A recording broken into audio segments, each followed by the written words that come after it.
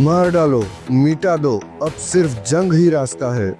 ऐसे स्लोगन आजकल वायरल हो रहे हैं। लेकिन सोचिए, क्या ये देशभक्ति है या फिर भारत को युद्ध में झोंकने की बहुत ही बड़ी अंतरराष्ट्रीय चाल है। मेरा नाम है अर्जुन और आप देख रहे हैं मेरा चैनल एकोस ऑफ अर्जुन। और आज हम बात करेंगे एक अधूरी साजिश के बारे में, जो बताता है कैसे भारत को धीरे धीरे एक ऐसे जंग में धकेला जा रहा है जिसका मकसद है देश को अंदर से तोड़ देना। पहलगाम में हुआ एक आतंकी हमला और निशाना बने ज्यादातर हिंदू यात्री। टारगेट पर ना फौज थी ना पुलिस, सीधा हिंदू समाज को टारगेट। क्यों? क्योंकि ये हमला था इमोशनल मैनिपुलेशन का, भारत को उकसाने का और युद्ध में फंसाने का। और मकसद क्या था?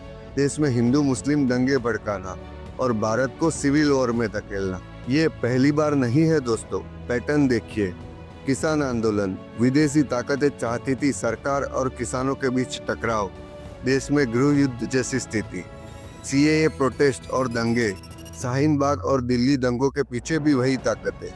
मणिपुर, साल भर से उकसाया गया एक और गृह युद्ध, बिना एक गोली चलाए सरकार ने हालात काबू किए। बांग्लादेश में हिंदुओं की हत्या, भारत को युद्ध में घसीटने की साजिश।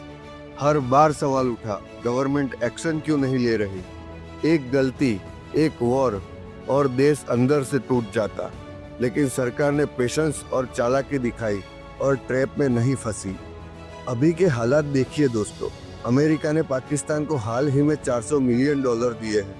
पाकिस्तान के आर्मी चीफ और प्राइम मिनिस्टर सऊदी अरब पहुंचे थे। पीओके में हमास और पाक आतंकियों की मुलाकात हुई थी और पाकिस्तान के जनरल ने हिंदुओं और मोदी पर जहर उगला था। और तभी होता है पहलगाम पर हमला।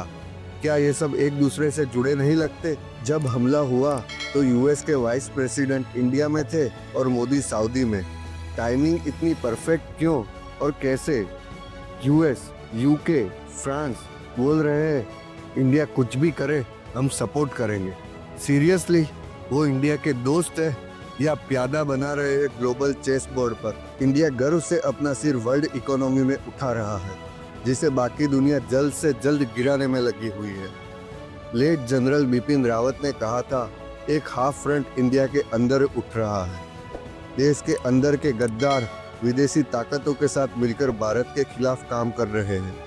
वही लोग जो किसान आंदोलन के और सीएए हिंसा और सांप्रदायिक तनाव के पीछे थे, वही अब युद्ध के नाम पर आग भड़काना चाहते हैं। यदि इंडिया जंग छेड़ता है तो ये लोग अंदर से सिविल वॉर भड़काएंगे। और यही है असली साजिश, भारत को अंदर से कमजोर करने की। भारतीय सेना तीनों मोर्चों पर एक साथ युद्ध लड़ सकती है, पाकिस्तान, चीन और बांग्लादेश के साथ। लेकिन सिविल वॉर, उसमें सेना की तलवार भी बेहाल हो जाती है। इसीलिए हमें समझना होगा, देशभक्ति सिर्फ बदले का नाम नहीं, समझदारी का नाम है। गवर्नमेंट को अपनी स्ट्रेटेजी से काम करने दीजिए। वॉर के बिना भी पाकिस्तान को हराया जा सकता है।